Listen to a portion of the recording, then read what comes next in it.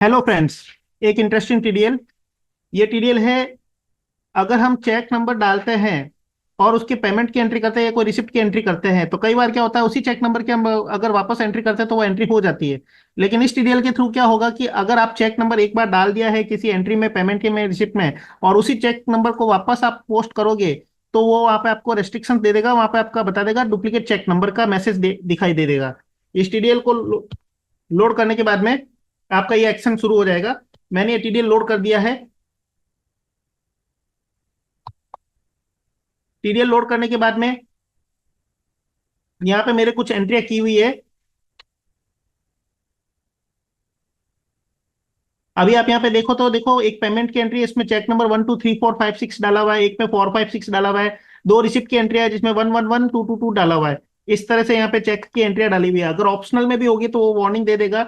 मतलब कहीं पे भी अगर आपके वाउचर की एंट्री की हुई हो, चाहे ऑप्शनल की हुई हो चाहे नॉर्मल की हुई हो, अगर आपके चेक नंबर डाला हुआ है तो उस चेक नंबर से रिगार्डिंग अगर वापस आप एंट्री करोगे तो वो डुप्लीकेट एंट्री का मैसेज दे देगा। अगर ये चेक नंबर आपके डुप्लीकेट है, ये आपके पहले यूज हो चुका है। तो इस कंडीशन में आप देखिए, यहाँ पे मैंने ये दोनों एंट्रियों में बता दिया है कि आपके पेमेंट के अंदर दो चेक नंबर है, 1 2 3 4 5 6 और 4 5 6, और रिसिप्ट के अंदर 1 1 1 1 2 2 2 2। अगर अब इनकी कोई भी मैं एंट्री करूंगा तो अगर इन चेक नंबर को मैं वापस यूज करूंगा तो डुप्लीकेट चेक नंबर का मैसेज आ जाएगा। चलो हम देखते हैं। यहाँ पे मैं मान लो 2 मई को एंट्री करता हूँ पेमेंट की। अभी पेमेंट में मैं वीरेंद्र जी को पेमेंट करता हूँ। मान लो मैंने 8,000 रुपये का इनको वापस पेमेंट करने जाते हैं, और यहाँ पे मैं कोटक बैंक लेता हूँ। अब यहाँ पे जब पेमेंट के लिए डिटेल्स आती है, इंस्ट्रूमेंट नंबर क्या खाली छोड़ देता हूँ, एंट्री करने देगा। लेकिन अगर मान लो मैं यहाँ पे वापस 1 2 3 4 5 6 चेक नंबर डालूंगा तो यहाँ पे duplicate check number not allowed का मैसेज आ जाएगा। अब मान लो मैं 4 5 6 चेक नंबर डालता हूँ तो भी यही चीज आएगी, duplicate check number not allowed.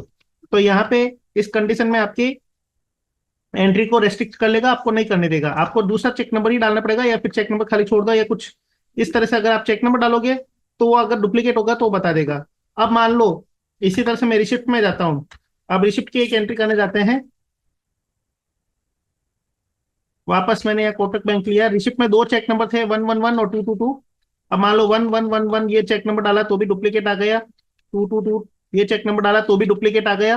तो यहाँ पे डुप्लीकेट चेक नंबर अलाउड नहीं करेगा एंट्री करते समय, क्रिएट करते समय नहीं। अगर आप अल्टर करते समय भी मान लो यहाँ पे ये जो चेक नंबर है इसको मैं अल्टर करता हूँ, और यहाँ पे मैं इस 4 5 6 की जगह मान लो मैं 1 2 3 4 5 6 डालता हूँ, तो वो चेक नंबर तो ऑलरेडी यूज हो चुका है।